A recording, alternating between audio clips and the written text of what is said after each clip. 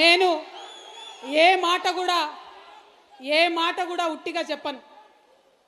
నా ఆత్మ ఒప్పుకొంది, నా మనసు ఒప్పుకొంది, నేను ఏ పని కూడా చేయను. దానివల్ల ఎంత పెద్ద లాభం వచ్చినా నేను ఆ పని చేయను.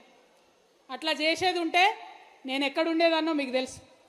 కానీ అవన్నీ వదులుకొని ఇవాళ ఒంటరిగా నేను బయలుదేరిన మీ అందరి సహకారంతో ఖచ్చితంగా ఈ తెలంగాణలో మంచి మార్పు తీసుకొని రాగలుగుతామనే కాన్ఫిడెన్స్తో ఇవాళ నేను మీ ముందుకు వచ్చి ఇవాళ ఒక్క మాట మనం ఆలోచన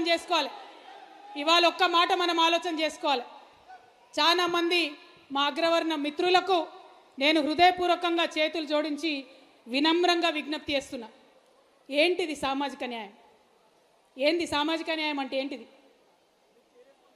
వెంటనే సామాజిక న్యాయం అనగానే అగ్రవర్ణాలకు వ్యతిరేకం అనుకుంటారు. కాదు. సామాజిక న్యాయం అంటే ఏంటిది?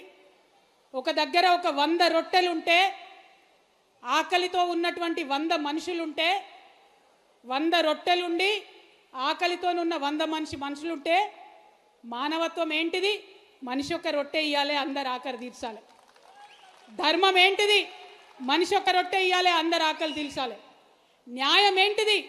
మనిషి ఒక రొట్టె ఇయ్యాలి, అందరు ఆకలి తీర్చాలి. చట్టం ఏం చెప్తుంది? వనరులు సమానంగా పంచుకోవాలి, మనిషి ఒక రొట్టె ఇయ్యాలి, అందరు ఆకలి తీర్చాలి.